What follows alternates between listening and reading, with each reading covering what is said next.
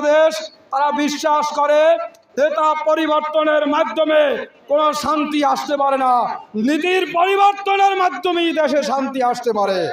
এই জন্য পীর সাহেব চরমোনাই ঘোষণা দিয়েছেন, শুধু নেতা নয়, নীতির পরিবর্তন চাই, পীর সাহেব চরমোনাই। সংগ্রামী উপস্থিতি, আপনার অভ্যুত্থানের মাধ্যমে গণ বিপ্লব হয়েছে। সেই গণ বিপ্লবে সারা বাংলাদেশে পীর সাহেব চরমোনাইর নেতৃত্বে এই স্বৈরাচার শাসক পতনের মধ্য দিয়ে ইসলামী আন্দোলন বাংলাদেশ তথা সকল সহযোগী সংগঠন যেইভাবে মাঠে ময়দানে কাজ করছে, বাংলাদেশের প্রত্যেকটা মানুষ বলতে বাধ্য হয়েছে যে পীর সাহেব চরমোনাই যদি সেই দিন প্রথম কারফিউ না ভেঙে গণভবনের দিকে রওনা না করতেন, তাহলে আমরা মনে হয় ছাত্র আন্দোলনের পাশে থাকতে পারতাম না, ঠিক কিনা বন্ধুগণ? এই সমাবেশের মাধ্যমে আমরা দেখেছি ছাত্র আন্দোলনের মাধ্যমে আজকে ফ্যাসিস্ট সরকারের স্বৈরাচার শাসকের পতন হয়েছে।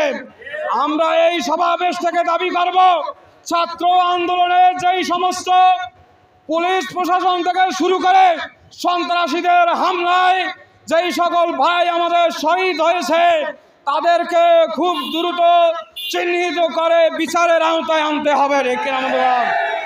আমরা দাবি জানাচ্ছি, যারা এই 16 বছরে বাংলাদেশের জনগণের টাকা নিয়ে বিদেশে বেগমপাড়া তৈরি করে বাংলাদেশের টাকা বিদেশে পাচার করেছে, তাদের সম্পদ বাজেয়াপ্ত করে রাষ্ট্রীয় কোষাগারে জমা করতে হবে, ঠিক কিনা? আমরা দাবি জানাচ্ছি, যারা নির্বাচন দুর্নীতি করেছে তাদেরকে আজীবনের জন্য নির্বাচন থেকে নিষিদ্ধ ঘোষণা করতে হবে। বাংলাদেশে আর তাদেরকে রাজনীতি করার কোনো অধিকার নাই।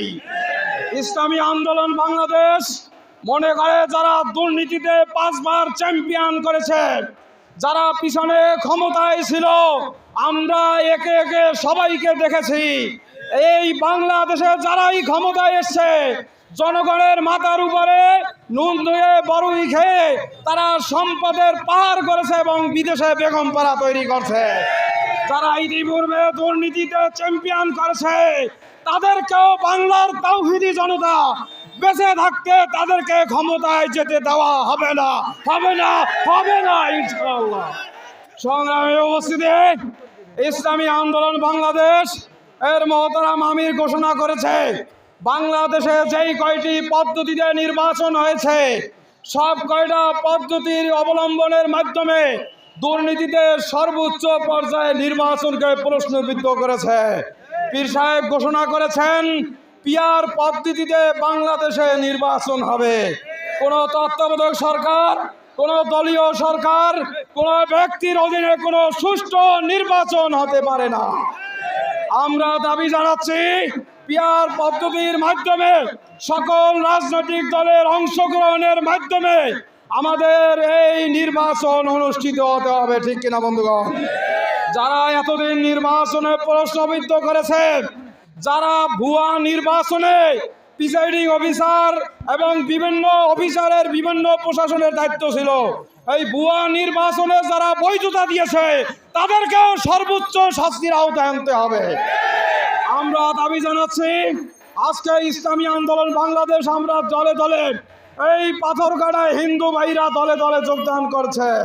এর কারণ, যখন মানুষ যার যার চিন্তায় ছিল, ইসলামী আন্দোলন বাংলাদেশের কর্মীরা, যুব আন্দোলনের কর্মীরা, ছাত্র আন্দোলনের কর্মীরা, তারা হিন্দুদের পাহারা দিয়েছে, মন্দির পাহারা দিয়েছে, তাদের ধর্ম পালন করতে কোনো বাধাগ্রস্ত হয় এমন কাজ করতে কাউকে দেয় না, ঠিক কিনা বন্ধুগণ? আজকে ইসলামী আন্দোলন বাংলাদেশ একটি গণ মানুষের সংগঠনের রূপে পরিণত হয়েছে।